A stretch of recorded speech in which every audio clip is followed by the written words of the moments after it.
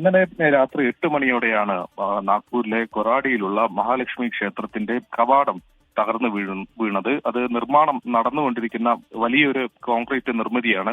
അത് പൊടുന്നനെ തകർന്നു വീഴുന്നു. 17 തൊഴിലാളികൾക്ക് പരിക്കേറ്റിട്ടുണ്ട്. ആദ്യഘട്ടത്തിൽ ആർക്കും ഗുരുതരമായി പരിക്കില്ല എന്ന വിവരങ്ങളായിരുന്നു വന്നത്. പക്ഷേ ഏറ്റവും ഒടുവിൽ 3 തൊഴിലാളികളുടെ നില അതീവ ഗുരുതരമാണ് എന്ന വിവരമുണ്ട്. സമീപത്തെ ആശുപത്രികളിലേക്ക് അവരെ മാറ്റുകയും ചികിത്സ നടക്കുകയും ചെയ്യുന്നുണ്ട്. NDRF പെട്ടെന്ന് തന്നെ സ്ഥലത്തേക്ക് എത്തിയിരുന്നു.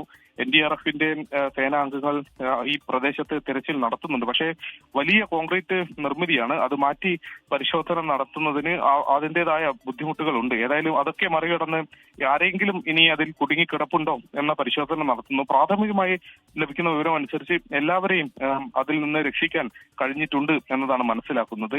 ഇനി ആരും കുടുങ്ങിക്കിടക്കാൻ സാധ്യതയില്ല എന്നുള്ള വിവരമുണ്ട്. പക്ഷേ വലിയ ഉയരത്തിൽ കോൺക്രീറ്റ് കൂന അവിടെ രൂപപ്പെട്ടിട്ടുണ്ട്. അത് മാറ്റിയുള്ള പരിശോധന ഇന്ന് രാവിലെയും നടക്കും. ക്രിസ്റ്റീന.